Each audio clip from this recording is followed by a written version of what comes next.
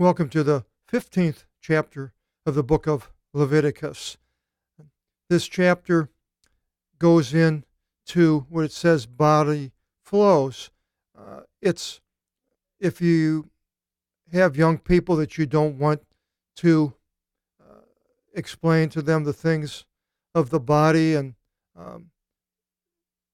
relations between a man and a woman and so forth, if that is something that is not something that you want them to be aware of or open to this early, and that they do go through the Bible, then I'm just letting you know that we will be going into some ideas, thoughts, words, whatever issues that come out as far as things of the body. So with that kind of a warning, it goes in, starts off, the Lord spoke to Moses and Aaron, saying, speak to the sons of Israel. Again, in the imperatives, tell them, and this is all part of the law of Moses that God has given them on Mount Sinai. And he says, and you shall say to them, a man, and whomever should have a flow from out of his body, his flow is unclean. Now, a flow from out of his body, rhesis is in the Greek, and it's a flow. Could be a flow of water, could be a flow of many things. And in the Hebrew, the word is zoe, and it's number 2100, Hebrew lexicon. And in the King James, it calls it an issue. And so, generally, from what I can see here from the Bible, this is tied into the male and female sexual organs and the flow from them, not from other parts of the body, such as tears or so forth, but tied into the sex organs. The male and the female, of course, are different. And right here it says a man. So that would be a male, and I'm familiar with that because I am one. And basically, a flow from the sex organ, the penis and the male, would generally fall under, to me, I couldn't think of any more, 4 categories. One would be completely natural, that a man does not have any control over, it just does it, and that would be what they call a nocturnal emission, and where the semen flows at nighttime in a dream. If a person hasn't had a release of that for, I don't know, a week or two, then the body will release it automatically. And that's why they call it a nocturnal emission, because it happens at nighttime during a dream. The second one, which is the man who doesn't have any control. To a certain point, he doesn't have control, but he put himself in the position to have this happen, would be something like a gonorrhea, an issue that comes out that is from an infection. It could be inside or outside. I'm not a doctor, and I don't know how these infections and so forth work and how it causes this flow of a liquid, but that would be another flow. And then the third one would be through self-gratification. That would be a man purposely gratifying himself until he has an emission. And the fourth would be in sexual intercourse between a man and a woman. And now, of course, you could say, well, between homosexuals would have that too, but I didn't want to bring that up because that would obviously be more than unclean. The action itself is bad, but as far as God's concerned. And so this is what a man has. It will go into what the female has a little bit later, and we get into that. And that is something that I'm not as familiar with because I'm not a female. But now, what is clean and unclean?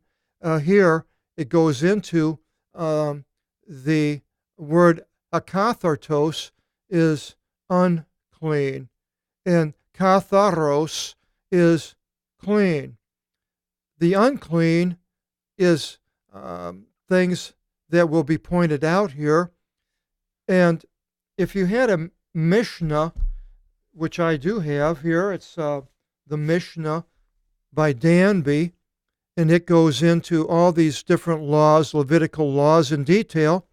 And the law that we are going through here is called the Zabim, a Zab and a Zabah. A Zab is a male, a Zabah is female, Zabim are both, either one. And that is basically talked about in the Mishnah, described if a person is a Zab or a Zabah, it is they are unclean as far as touching somebody else. Somebody else can not catch it, but they would be unclean by touching and certain things. And it goes ad infinitum in all the things and how could it possibly be a person could be unclean and somebody else would be unclean because of this person. And so if you had the Mishnah, then you would be able to see all these things. Now, the unclean is mentioned in Old and the New Testament. The thing that was interesting to me is that the rabbis that wrote all of this, it's all about physical. There's nothing in there at all that I could see that it has anything to do with spiritual. And when Jesus came, everything that was unclean or clean had to do with the spiritual and not so much the physical, as we will see that here when we get down a little bit to the clean. But as far as the unclean, in the New Testament, it says in Acts 10:15 and 28, and Peter said, "By no means, O Lord, for at no time ate I anything common or unclean." Now this was eating. And a voice again from a second time came to him, "What God cleansed, you are not to make unclean." And God showed to me not to call a man common or unclean. It doesn't really address, the New Testament doesn't address the flow issue. It's just what is clean or not clean. And then in 2 Corinthians 6:17, it says, "Therefore come forth from out of the midst of them, and be separated, says the Lord, and touch not the unclean, and I will take you in." That would be the only place, but touching is talking there about the idols and staying away from idolatry. So here, what is it to the Levite, to the Jews at the time that this was written, at the very beginning of their existence, basically? And this is the law of his uncleanness, nomos, nomi, law, a flowing gonon, semen. We have gonorrhea. Rhea comes from flowing. Down here, 11:18.1 is gonorrheis, having a seminal emission. The gonon, where the gonorrheis comes from that. So flowing semen from out of his body, from out of the rheisios, the flow in which his body concocted, which is an interesting word, it does concoct it.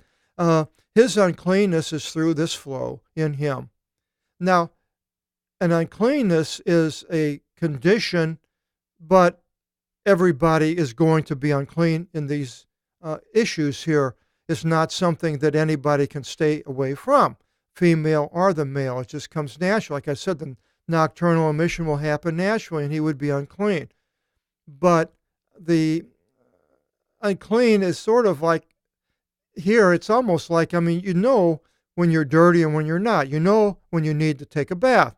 You stink and you itch, and you know when your hands are all grimy and greasy and you're working on a car or something.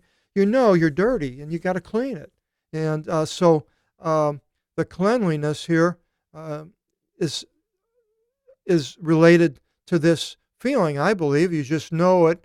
But uh, for some reason, God has chosen the flow from the sex organs as something to bring out in this chapter, so we're going to do it. Then it continues and says, every bed upon whichever he, the man, should go to bed upon it, that is, the one having a seminal emission, is unclean. And every item upon whichever he should sit upon it, that is, the one having the seminal emission, is unclean. So anything you sit on, well, okay, well, that would be a lot of things during a day. If you had intercourse with your wife in the morning or whatever, and then whatever you were touching in the daytime would become unclean. And it says, a man, whoever should touch his bed, and as another person, shall wash his garment. Well, maybe I'm not sure of this. A man, whoever should touch his bed, shall wash his garments, and shall bathe in water, and shall be unclean until evening. It could be both the man or somebody touching him. And the one sitting down upon the item, upon whatever the one having a seminal emission should sit upon it, shall wash his garments. And now this Mishnah goes into all sorts of things, like if you're in a boat and if you went and sat on the same place that the other fisherman was sitting on, and he had, well, you wouldn't know. I mean, I can't imagine running around telling everybody I had a seminal emission. So this is almost like I don't really understand exactly how the Jews deal with this today, and even how they dealt with it then, but it is what it is. So he'll wash his garments, and shall bathe in water, and shall be unclean until evening. And the one touching the flesh of the one having a seminal emission shall wash his garment. So if you shook hands with somebody, and shall bathe in water, and will be unclean until evening. And if the one having a seminal emission should salivate upon one that is clean, that person shall wash his garments, and shall bathe in water, and will be unclean until evening. And every saddle upon which the one having a seminal emission should mount upon it, a horse, donkey, will be unclean until evening. And every one touching from all as much as might be underneath him will be unclean until evening. And the one lifting them shall wash his garments, and shall bathe in water, and will be unclean until evening. And of as many as should touch the one having a seminal emission, the gonorrhees, and you can add that to your English derivatives book, it's not in the New Testament, and his hands have not been washed in water, he shall wash his garments, and shall bathe in water, and he will be unclean until evening. And an earthenware item, of whichever the one having a seminal emission should have touched, shall be broken. And every wooden item shall be washed in water, and it will be clean. And if the one having the seminal emission should be cleansed from out of his flow, then he shall count out to himself 7 days for his cleansing, and shall wash his garments, and bathe his body in living water, and he will be clean. In Matthew 5:8, it says, Jesus says, blessed are the clean ones in the heart, for they shall see God. He doesn't talk about the clean as far as having the seminal emission, but the heart. So this is where I was saying the rabbis stuck to the physical, where Jesus would bring the spiritual into it. And then Jesus condemns the Pharisees in Matthew 23:26 by saying, blind Pharisee, cleanse first the thing within the cup and the dish, that their outside should also become clean. So clean the inside, the things, so that you would be clean. Furthermore, the things being within give charity, and behold, everything is clean to you. If you have the right heart in the New Testament with Christ, then that is clean. You can be dirty, but you can do something good for somebody, and you can be clean. You could have had a seminal emission or whatever these things are. You're not in the New Testament causing another person to become unclean. But if you have a bad attitude and cause another person to dislike God, that is unclean as far as in the New Testament, as we are to do things that are helpful to ourselves and to our family and others, people in our church and others that are outside. And then it continues, and on the 8th day he shall take to himself 2 turtle doves or 2 young pigeons, and shall bring them before the Lord to the doors of the tent of the testimony, and shall give them to the priest. Now, I don't know how this worked, because there's like 1 million people there in the tent and bringing it, and you would think if everybody had to bring 2 pigeons that had a similar mission of 1 million people, you wouldn't have any birds. So I don't understand the whole thing, but it is what it is. And the priest shall, like my friend, I could call him up, but the last time I gave him a hard question, he sent me a terse reply, go ask a rabbi. Well, I'm not going to ask a rabbi, but I'm sure we can find the information somehow. And the priest shall offer them, the birds, one for a sin offering and one for a whole burnt offering. And the priest shall atone for him before the Lord for his flow. And a man, whoever should come forth from his marriage bed of issuing semen, having intercourse, even shall bathe in water all his body, and will be unclean until evening. And every garment and every skin upon whichever might be upon it or him upon the marriage bed of semen, that it shall be washed in water, and will be unclean until evening. So that is with the man, which I know a little bit about. Now we have the gynae. Gynecology, misogyny has to do with either a wife or a woman, and it depends on the context, as we will see in here as we go. And a wife, if near a husband should have gone to bed with her in the marriage bed of semen, even they shall bathe in water, they will be unclean until evening. Now you could say, well, it was a woman and a man. Yeah, you could. That would be okay. But that would leave open to, well, if they weren't married, then they're committing a sin without, it doesn't matter if they're, would be a secondary uncleanness compared to the primary uncleanness of having intercourse with somebody when they're not married. The uncleanness levels are laid out in the Mishnah, where I think the first one, the highest, would be touching a dead body, then having leprosy, and then so forth. You can get a Mishnah if you're that interested in reading all about it.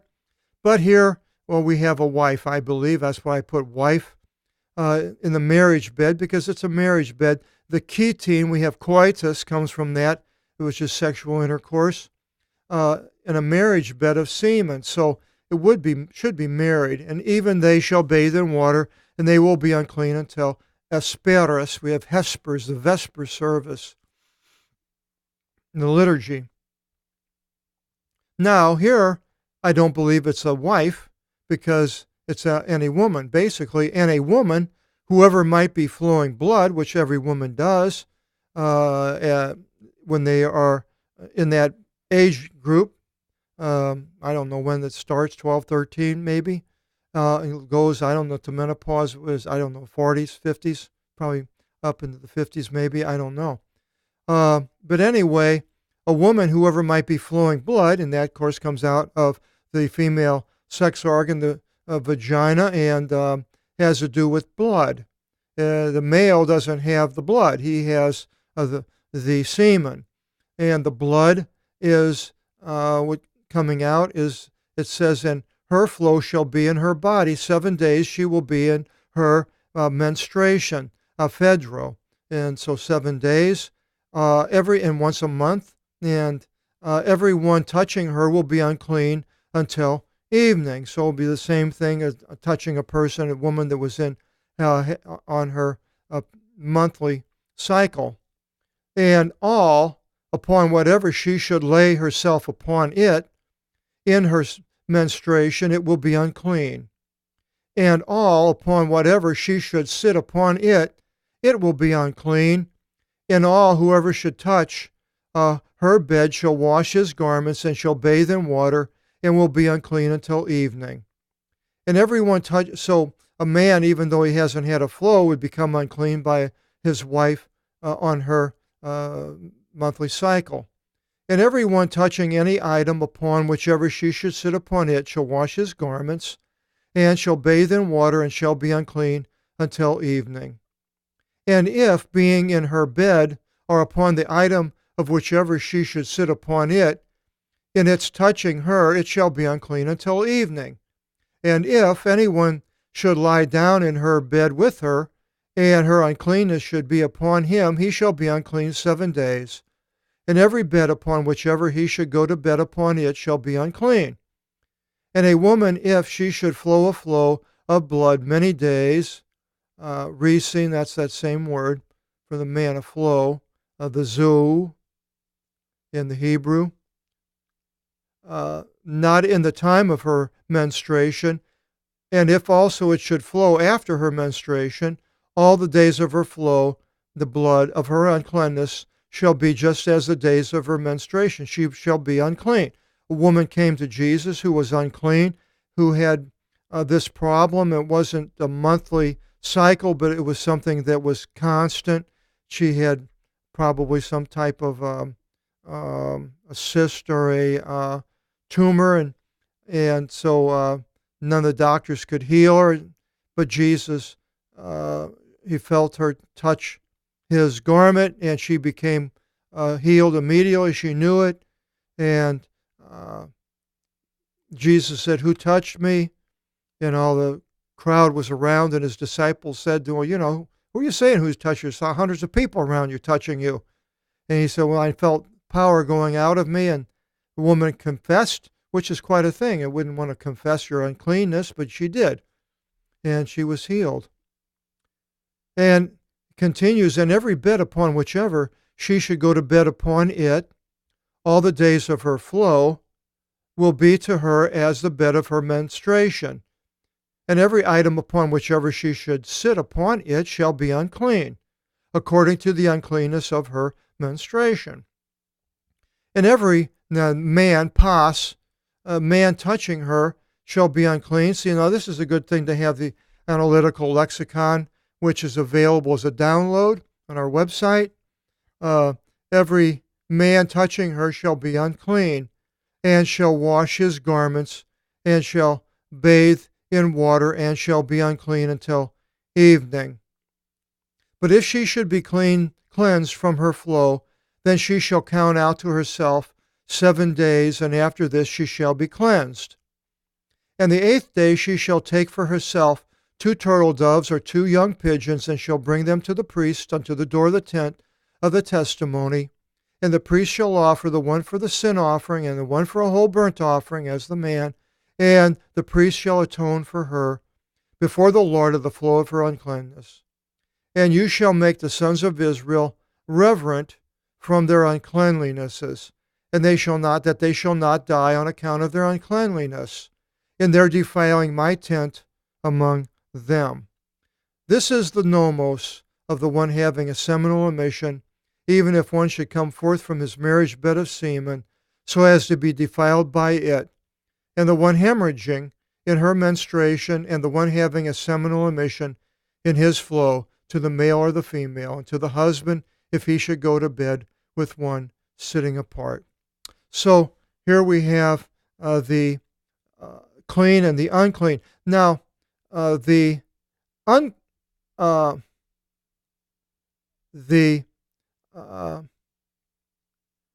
akatharsia, unclean, is a condition that's only mentioned in the it's in the New Testament.